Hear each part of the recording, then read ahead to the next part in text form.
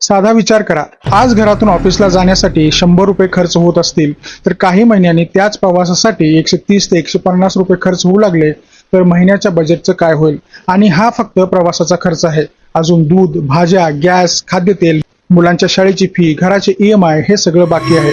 नमस्कार मित्रांनो, मी प्रमोद आणि तुम्ही पाहताय डिजिटल चावडी. आज आपण समजून घेणार आहोत पेट्रोल डिझेलच्या वाढलेल्या दरांचा तुमच्या आणि माझ्या आयुष्यावर नेमका काय परिणाम होऊ शकतो.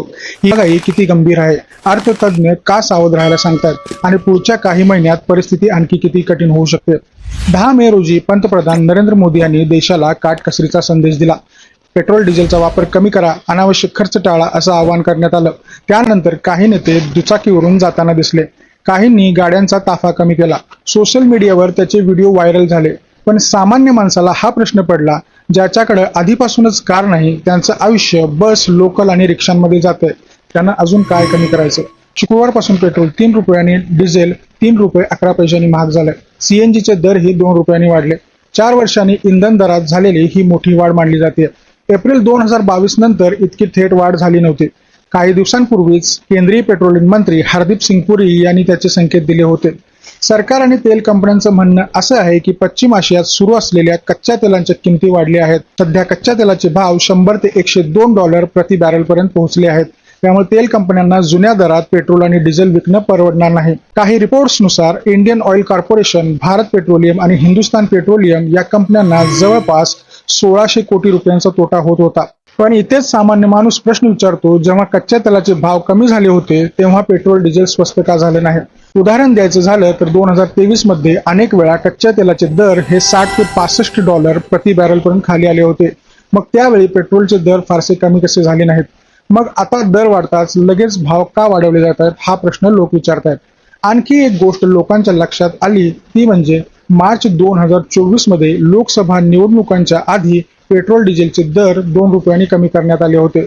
म्हणजे निवडणुकीच्या आधी दर कमी होऊ शकतात, पण आता का वाढतायत यावरून ही चर्चा सुरू आहे. आता अनेकांना वाटेल की ही फक्त 3 रुपयांची वाढ झाली आहे, एवढं काय मोठं? पण अर्थशास्त्रात इंधन दरवाढीचा परिणाम साखळी पद्धतीने होतो. उदाहरणार्थ, एका ट्रकला पुण्याहून मुंबईपर्यंत माल पोहोचवण्यासाठी आधी 15,000 रुपये खर्च येत असेल तर डिझेल महाग झाल्यावर तो खर्च 17,000 किंवा 18,000 होऊ शकतो. ट्रान्सपोर्टर हा वाढलेला खर्च स्वतःच्या खिशातून तर देणार नाही, तो खर्च तो व्यापाऱ्याकडून घेईल. व्यापारी तो खर्च ग्राहकांवर टाकेल आणि शेवटी महागाईचा फटका बसतो तो सामान्य माणसालाच. याचं सर्वात सोपं उदाहरण म्हणजे भाजी बाजार. समजा नाशिकहून टोमॅटो पुण्यात आणायचे आहेत. ट्रकचा खर्च वाढला की टोमॅटोचा दर वाढतो. त्याचप्रमाणे दूध, फळं, धान्य, किराणा, अगदी सिमेंट आणि लोखंड सुद्धा महाग होऊ शकतं. साध्या अनेक घरांमध्ये आधीच बजेट ताणलेलं आहे. महिन्याच्या सुरुवातीला पगार खात्यात येतो आणि काही दिवसात EMI, घर भाडे, शाळेची fee, light bill, mobile recharge, medical खर्च या सगळ्यांमध्ये तो संपायला लागतो. त्यात जर रोजच्या वस्तूंचे दर वाढले तर मध्यमवर्गीय कुटुंबाची परिस्थिती आणखीन कठीण होऊ शकते. उदाहरणार्थ, एखाद्या 4 जणांच्या कुटुंबाचा महिन्याचा किराणा खर्च 10,000 रुपये असेल तर खाद्यतेल, दूध आणि भाज्या महाग झाल्यानंतर तो खर्च 12 ते 13,000 पर्यंत जाऊ शकतो. म्हणजे वर्षभरात अतिरिक्त 25 ते 30,000 रुपयाचा भार पडू शकतो. आधीच अमूल आणि मदर डेअरी यांनी दुधाच्या दरात प्रति लिटर 2 रुपयांची वाढ केली आहे.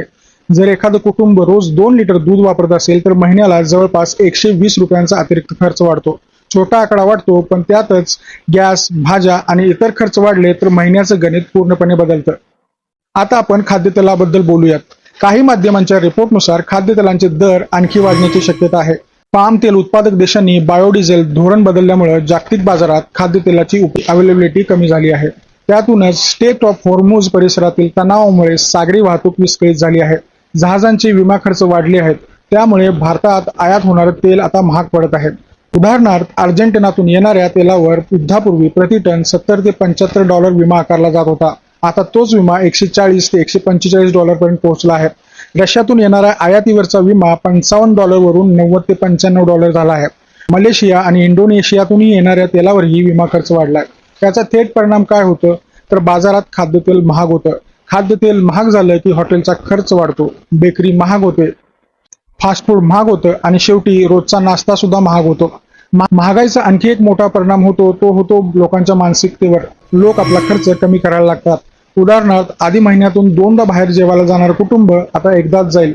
नवीन मोबाईल घेणंही पुढे ढकललं जाईल. कपड्यांची खरेदी कमी होईल. हे सगळं का महत्वाचं आहे? कारण लोकांनी खर्च जर कमी केला तर बाजारात मागणी कमी होते आणि मागणी कमी झाली की उद्योगांवर परिणाम होतो. उद्योगांचा व्यवसाय कमी झाला की त्यांचा थेट परिणाम नोकऱ्यांवर होऊ शकतो. बी सुब्बाराव यांनी याबाबत एक महत्त्वाचं निरीक्षण मांडलं आहे. त्यांच्या मते सुरुवातीला महागाई पुरवठ्याच्या समस्येमुळे निर्माण होते, पण ती जास्त काळ टिकली तर लोक खरेदी कमी करतात आणि मग अर्थव्यवस्थेला दुसरा धक्का बसतो. आता महागाई वाढली की रिझर्व्ह बँक ऑफ इंडिया देखील काही पावलं उचलू शकते. उदाहरणार्थ रेपो रेट वाढवला जाऊ शकतो. रेपो रेट वाढवला म्हणजे बँकांकडून मिळणारी कर्जही महाग होतात. समजा एखाद्याने 50 लाखांचं घर कर्ज घेतलं आहे, EMI आधी 42,000 रुपये येत असेल तर रेपो रेट वाढल्यानंतर ती 45 किंवा 46,000 पर्यंत जाऊ शकते. म्हणजेच महिन्याला काही हजार रुपयांचा अतिरिक्त भार वाढतो. म्हणजेच महागाईचा परिणाम हा फक्त बाजारातल्या वस्तूंवर होत नाही तर घरांच्या स्वप्नावर सुद्धा होतो. सोनं आणि चांदीवरचं आयात शुल्कही 6% वरून 15% पर्यंत वाढवलं गेलं आहे. त्यामुळे सोन्याचे दर आणखी वाढू शकतात. पण सामान्य माणूस म्हणतोय सोनं नसलं तरी चालेल, पण दूध आणि भाज्या परवडायला हव्यात. सरकारकडून लोकांना घाबरून जाऊ नका, साठेबाजी करू नका असं सांगितलं जातंय. कारण अनेकदा अफवांमुळे लोक जास्त प्रमाणात वस्तू खरेदी करतात आणि बाजारात कृत्रिम टंचाई निर्माण होते. पण वास्तव हे असं आहे की महागाईचा दबाव आता स्पष्टपणे जाणवतोय. किरकोळ महागाई आणि घाऊक महागाई दोन्ही वाढत आहेत.